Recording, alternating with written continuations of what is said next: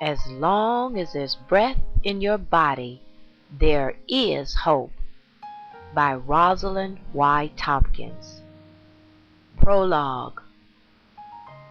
Dear beloved, this is a book about my life experiences and the life experiences of others who have battled drug and alcohol addiction. Everyone has a story to tell. As long as there's breath in your body, there is hope is a part of my life story. It is a collage of experiences that forms bits and pieces of the big picture of my life.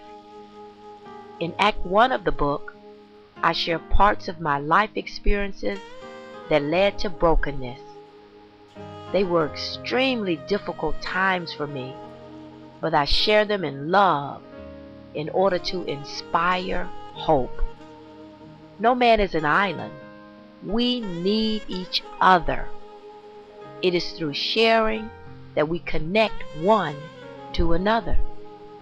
In Act 2 of the book, I share life lessons that I call pearls of wisdom that I learned along the way. The life experiences shared during Act 2 are presented as they relate to a particular topic and are not necessarily in chronological order. They are shared to help illustrate a point. As long as there's breath in your body, there is hope, is my way of connecting with you. I can reach out and touch you by sharing a glimpse of my path to brokenness and pearls of wisdom gained on the journey. I share a lot about the ministry of Mothers in Crisis, my baby of hope, that was birthed out of the pain that I went through. It's always good when you can get something for all of your troubles. Mothers in Crisis is my something. Many years ago, someone said to me that I had a marketable testimony. I couldn't relate because no amount of compensation can recompense for the pain and suffering that I went through. Today, as I share some of the painful events of my life, it is not for gain, but for glory. I share my testimony for God to be glorified for what He has done in my life and the lives of others. Whatever is gained will be used for the upbuilding of the kingdom of God. To God be the glory.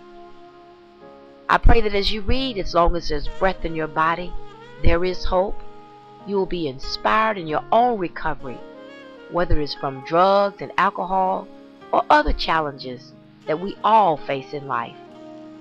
As I share the experiences of others, some names have been changed in order to protect confidentiality. With love, Rosalind Tompkins. Act 1. Chapter 1. A life worth living. Let me ask you a question. Are you breathing? You might say, well, that's obvious, but not so fast. When I ask the question, are you breathing?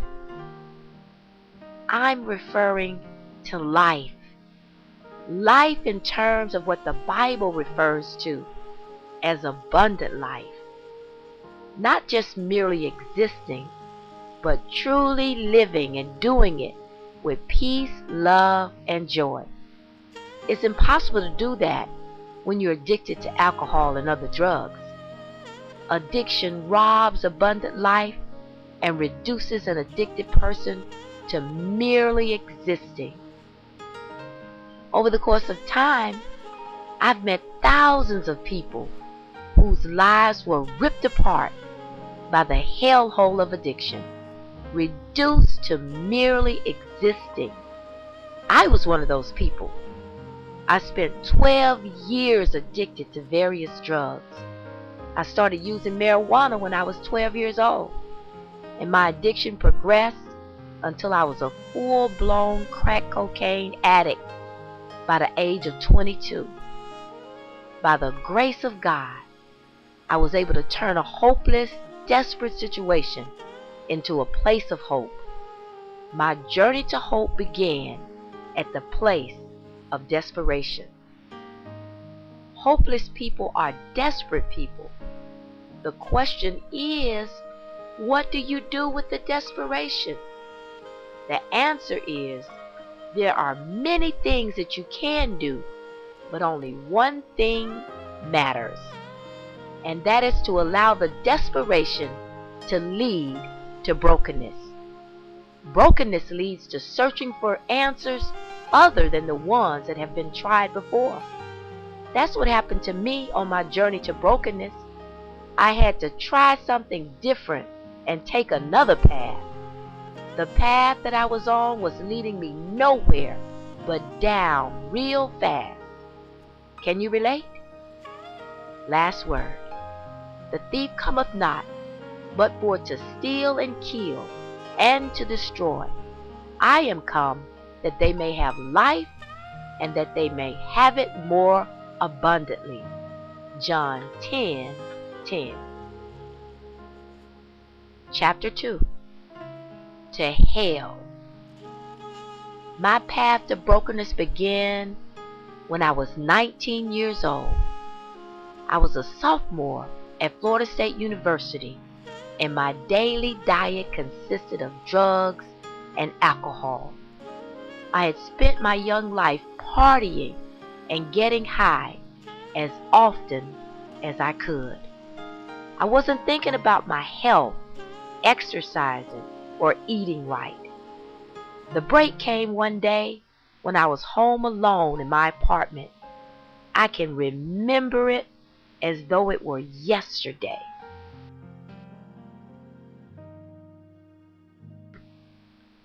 As long as there's breath in your body, there is hope, by Rosalind Tompkins.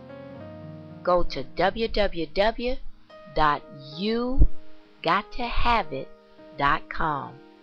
That's www.yougottohaveit.com and get your copy today. God bless you.